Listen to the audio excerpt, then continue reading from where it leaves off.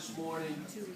As you know, we're right in the thick of this campaign season, and so basically we're calling on friends, family, supporters to really come out so we can take our community back. That's right. As you know, our community, for a lot of years has been divided. Okay, and so there are particular parts of our community that have had very little attention. And it is time that this community speaks to the needs that have gone unmet for over 30 years. When we grew up here, there were Safeways, and we were just talking Swanson cleaners, there were movie theaters, bowling alleys, things for young people to do. We had community centers and rallying places. Grant Little League was like one of the focal points of our community where people would come together 2-3 times a week. Hagenwood Park used to be the place where on opening day, all the families would come and picnic. That's right. And it was a huge day for our community where people could come and enjoy. There was a swimming pool there for all the young people. And so we don't have those things in this community today. So the reason why I am in the campaign to become the next city council person for this district is to make sure that we get our fair share resources. And we want to connect people. We want to bring people together. We don't want to be divisive. We don't want to divide people. The campaign will get rougher and rougher as we get closer to the election season, okay? And so we just got to understand that we need to stay focused on our mission. Whatever they throw at our campaign or at me, I'm willing to accept it, okay? Got you back. Let's just stay focused with the purpose of bringing our community together, making sure that after this election, the things that we think are priorities will be addressed. Assuming I'm the council person, you have my commitment that will happen. But if for some reason I'm not, we still got to make sure that our issues are addressed. That's right. And so let me say, I want to say this morning, one of the other candidates that was in the race, who is here to support us now, and it's very significant, okay, because he has strong community roots. He's a pastor in this community. So I want you guys to please acknowledge Jason Sample.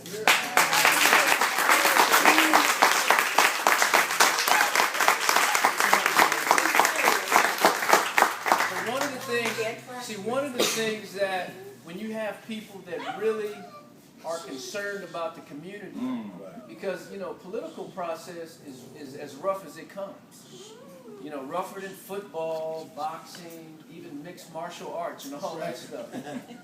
But when people can, after the election, come together to solve a bigger issue, that is more important than any single person's pride or the fact that you either did or didn't, achieve your personal goal. This is not a personal goal for me. This is about a community goal for people that live in this community. We want to be respected. We want to have the kind of resources that other communities have. We want to bring down the unemployment rate in this community, particularly for minorities in this community. The unemployment rate is over 40%. That's not a recession, that's a depression. Yeah. And so when you have a high unemployment rate, it stands to reason why we have a high crime rate. If we can bring jobs into the community, we can take the crime rate down. Okay, so what we're going to do is I've asked another gentleman to come and speak to you for a few minutes. Then we're going to go down and take a community picture, and then we're going to go out. People that can canvas. People that can make calls. We're going to have a barbecue here all day, so it's free to all of us and anybody else that comes out. Okay, it'll be free, and so there will be people. Some people may be associated with the campaign, and they may not. But if they come, we will serve. Okay, and that's going to be our motto. So I've asked. We have a distinguished elected official here, and he's also.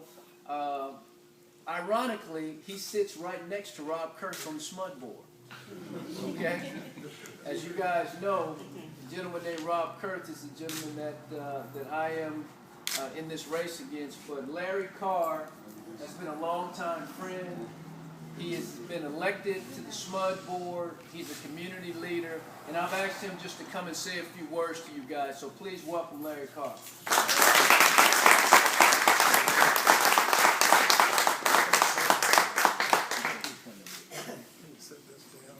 Well, good morning, everyone. Good morning. You know, this is really impressive that so many of you have come out and are assisting in this campaign. We only get power by having people come together. And you are involved in the political process. You have chosen to get out of your bed, not look at the football game, not do the grass, but to come out and do something that's really important, to participate in politics. Now, you know what politics, you know where that term comes from? Poly is a Greek word meaning many, and a tick is a blood-sucking creature.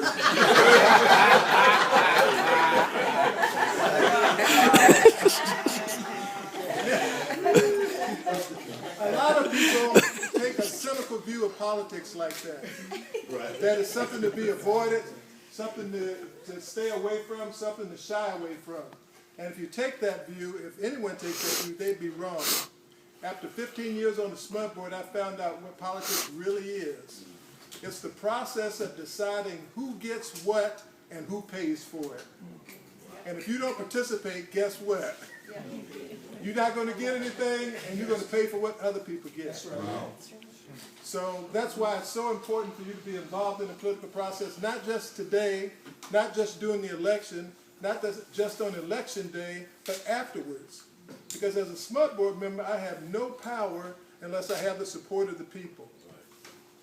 So you always need that support in order to get anything done. Now, I met Alan 15 years ago.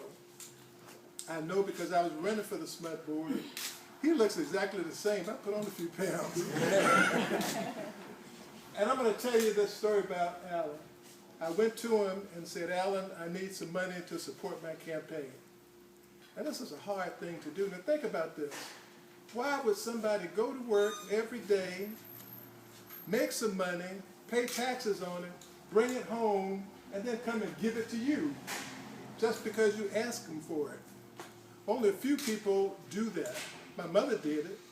She did it because she liked me. She said, I like you, man. And some people do it because they want to have access to you. One pastor told me, I will support you, but when I call, I want you to pick up the telephone. I said, all right, I got it. And some people do it because they want to control your vote. They want you to vote the way that they tell you to vote, and they think that they give you $500 if you will do that. Well, it costs a lot more than $500. It costs a lot more than $500. So campaigns are expensive, and you need a lot of money. Those yard signs, $2.50 a piece. Those big signs, if you buy 50 of them, it's $2,000. To mail anything to a city council district probably costs around $10,000. You got to mail at least 4 or 5 times if you want to be effective. So you have to raise money, and people have to give you money. Historically, we have not given in political campaigns. We have to change that. You don't need to give $1,000 or $500, $10. You got to give something, because all of us giving a little bit will help the campaign move along. So I went and asked Alan for some money. I said, Alan, would you give me some money for my campaign? And we talked a little bit 15 years ago. And Alan said, okay, I'm going to support you. I'm going to write you a check. But I want you to do one thing. I said, uh-oh, here it comes. What is he going to want for this? He said, I just want you to promise that you're going to work as hard as you can to get elected. I said, oh, man, nobody ever said this to me before. They always have, but there's a hook that they're looking for. And I said, yeah, I can do that. And since that moment, I have considered Alan a friend, and we've associated off and on over these last 15 years. And Alan, I really appreciate what you told me 15 years ago. And I did work as hard as I could to get elected. Absolutely. One man can make a difference. Yes. One man with your support can make a difference. If you don't believe it, ask the 90,000 people who now receive low-income assistance at SMUD who were not getting it 15 years ago.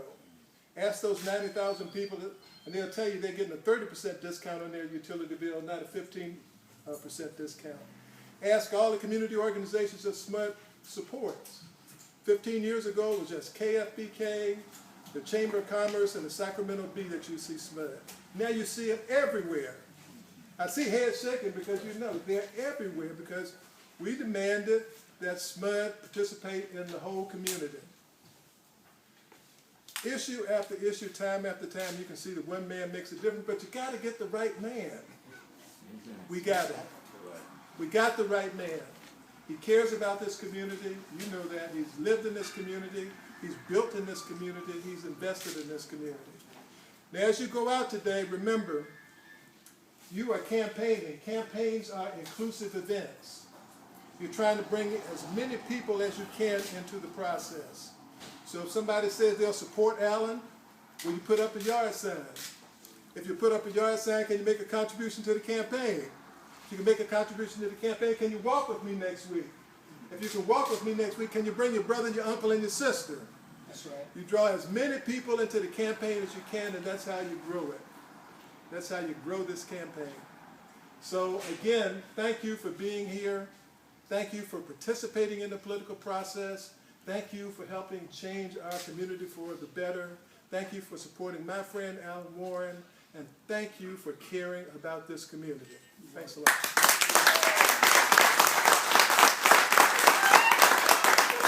All right, you guys. We're going to take a picture. I have one request from a gentleman. It's going to take about a minute. A gentleman who wrote a poem. The poem was, the gentleman told me that the president read this poem on the campaign tour just a couple weeks ago. So keep in mind that, you know, all of our voices need to be heard, okay? All of our voices. And there are no dumb questions, okay? And so what we want to do is be inclusive. We want to bring people together to solve community issues. And it's going to take all of us working together. So I'm going to ask a gentleman who introduced himself to me as Skittles. So Skittles is going to come up and read his poem real quick. And then we're going to go take a picture. And then we're going to get out and go canvass. Okay, before you hear the words of my poem, I want you to know that what motivated me to come in here after talking to Dallin about the kind of person that Mr. Warren is, because I had not met him, I knew instantly I wanted to meet him, share my poem with him, because his heart completely envelops the theme of every word of my poem. I wrote this June 6th of last year. I call it Our One Human Face. When the darkness of night gives way to the sun, we gaze upon a world where all people are as one. No matter the color, the gender, the creed, or the race, all people share but one human face. The oceans abound to fend off our thirst, but when it's mountains we climb, let's all get there first. When it's roads we travel to share with everyone our love, there's a highway of stars that lights our way from above. The food we need most is peace among us all, whether winter, spring, summer, or fall. So let me hear you say, just as loud as you can, may the wounding of hate give way to love yet again.